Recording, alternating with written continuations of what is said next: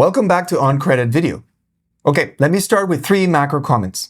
First, recent inflation data looks calmer on the surface, but underlying trends, especially in services, suggest inflation remains persistent. Disruptions in supply chains due to the Iran conflict are likely to push inflation gradually higher as it propagates across different sectors. It could start in the energy sector, the transportation, then into manufactured goods, and eventually to food prices. Strong investment in artificial intelligence is starting to add demand-side pressures, which increases the risks that some of the inflation may actually be more structural. Second, the overall U.S. activity remains resilient, with the labor market actually showing signs of strengthening. Additionally, many cyclical indicators like PMI surveys, Korean exports, and even the semiconductor sector itself are all pointing to a clear recovery, which historically has been related to good risk assets and bad for treasury bonds. And third, historically, transitions in the Fed basically tend to trigger periods of heightened bond market volatility, a pattern that may be amplified this time given the scale of the new chair's reform efforts. The transition to Kevin Warsh is likely to increase policy uncertainty, particularly changes to communications, forecasts, and broader monetary framework are introduced. In our view, bond markets may be underestimating many of these risks. As a result, U.S. Treasury yields, especially in the 7 to 10-year segment, could move higher as markets adjust to a higher for longer environment. We remain underweight in U.S. Treasuries as upside risks to inflation, resilient economic activity, concerns about public debt, and of course the Fed transition that we talked about all shape a poor environment for bonds. So now let me switch to Marcelo. We're now starting to closely watch non-dollar developed bond markets. How do you see macro factors and the investment regime affecting these bonds? Correct, Alejandro. We are taking a closer look at developed markets outside the United States. The repricing in global interest rates across these markets has been remarkable. This increase is likely driven by a combination of factors, including higher defense spending and the impact of elevated energy prices in several developed economies compared to the United States. Another important factor is that most central banks in these markets, they operate under a single mandate, which is focused on inflation targeting. This is different from the United States, where the Fed also considers employment as part of its dual mandate. As a result, yields in developed markets are now materially higher. In Europe, for example, 10-year government bonds in most countries are now yielding above 3%. Even the German Bund is close to 3%. That may not sound like much, but it's worth remembering that German yields were negative just a few years ago. The most significant move, however, has been in Japan. If you look at the charts, Japanese yields have risen the most recently and are now just slightly below Germany's. Interestingly, within Asia, Japan is now yielding much more than China, something that would have been very hard to imagine just a few years ago. In other developed markets, such as the UK and Australia, government bonds are now yielding even more than in the United States. Once you add some credit spread, you can achieve even higher yields on investment-grade bonds denominated in other currencies. Earlier this year, we introduced non-US dollar denominated market bonds as a new asset class. Building on that, we have also expanded our coverage. This year, we have added so far more than 40 bonds denominated in euros, British pounds, and Swiss francs, bring our total coverage to over 100 bonds out of approximately 500 in our universe. We believe this initiative will help fixed income investors, especially those seeking currency diversification. Back to you, Alejandro.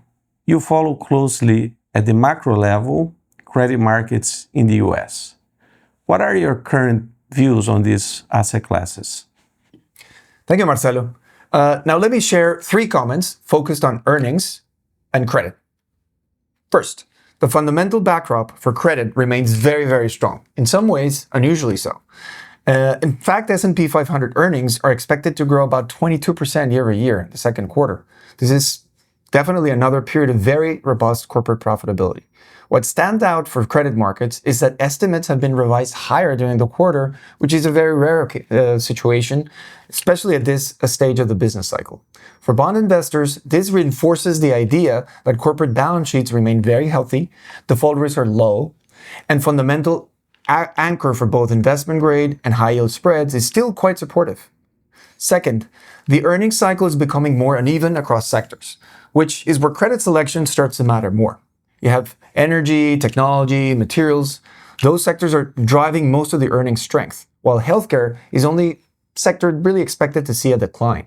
This divergence is important because in credit, dispersion tends to follow earnings trends with a lag. Strong sectors typically see improving fundamentals, while weaker sectors see basically pressure on margins and leverage. For investors, this suggests a gradual shift away from broad beta exposure toward a more selective positioning across both sectors and ratings. And third, markets are starting to react less to the level of actual earnings and more towards expectations and positioning. A good example is energy. Despite a significant increase in earnings expectations, the sector has actually seen negative price performance this quarter. From a credit perspective, this tells us that spreads may have already priced in much of the good news, leaving less room for further upside or compression in terms of spread, even as fundamentals remain solid. At the same time, elevated analyst optimism and strong forward expectations suggest that the downside risk could become more asymmetric, especially if growth starts to disappoint. Finally, heavy issuance from the hyperscalers in the IG market, basically to finance this AI capex cycle, have led to a substantial underperformance of technology spreads compared to the broader investment grade index. In fact, the technology IG sector has gradually changed from being a defensive growth to being a real capital-intensive growth, which is being reflected in relatively higher spreads compared to peers. Now, let me switch to Marcelo. Given this challenging macro environment for bonds, how are you positioning among developed and emerging market bonds? In the current market environment, positioning is not straightforward, given interest rate risk and tight spreads. With the inflation risk and rate volatility that we mentioned, it is important to be mindful of duration. At this point, it probably makes sense to keep portfolio duration somewhat shorter. If investors have profitable positions in longer duration bonds, we would lean towards taking some profits and increasing cash allocation slightly. That creates flexibility to add back those bonds during a market correction. At the same time, it's impossible to predict when a market event might lead to a widening in spreads. And as we discussed, credit fundamentals for the issuers we follow remain very solid. So we're not advocating for a highly defensive stance. Instead, we prefer a more neutral positioning with a somewhat higher cash buffer. We see value in several investment-grade bonds, including developed markets. Locking in these elevated yield levels continues to make sense in our view. There may be some mark-to-market volatility in the near term coming from interest rates volatility. But over the longer run, higher starting yields should support positive returns. Finally, it's important to highlight the benefits of currency diversification. As we discussed, yields are higher across developed markets, which creates an opportunity to diversify fixed income. This can help investors better navigate geopolitical developments, fiscal risks, and rate volatility in specific countries. Thank you very much, Marcelo, for your insights. I also want to thank our audience for joining us. If you have any questions, please feel free to reach out either our bankers or investors, and we hope to see you soon next time.